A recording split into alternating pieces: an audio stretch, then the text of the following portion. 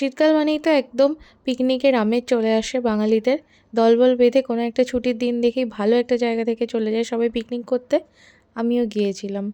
তো পিকনিক মানেই কিন্তু খাওয়া-দাওয়া। পিকনিকের মেন উদ্দেশ্যই হচ্ছে সবাই মিলে বসে একটা সুন্দর জায়গা দেখে খাওয়া-দাওয়া করা, গল্পগুজব করা, আনন্দ আড্ডা করা।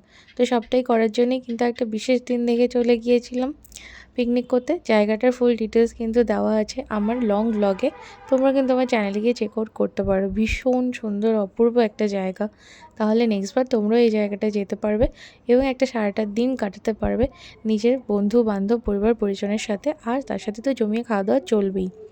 তো দেখো এখানে প্লে এরিয়াও আছে বাচ্চাদের জন্য। তো যেটা করতে গিয়েছিলাম পিকনিক মানে খাওয়া-দাওয়া বলতে পারো।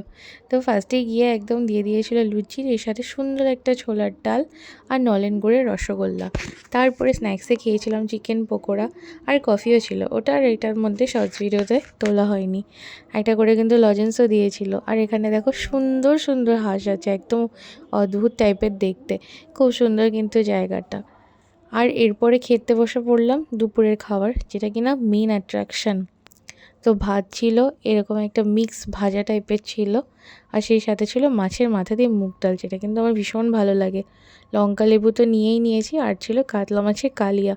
সেই সাথে ছিল চিকেনের একটা ঝোল ঝোল মতো, খুব বেশি ঝোল নয় আবার খুব বেশি কষাও নয়। চাটনি পাঁপড় তো থাকবেই, আর নলেন গুড়ের মিষ্টি ছাড়া তো শীতকাল অসম্পূর্ণ। লাস্টে কিন্তু হজমোলাও দিয়েছিল। সর্ষে খেতে ঘুরতে কিন্তু আমি ভুলিনি। চলো টাটা।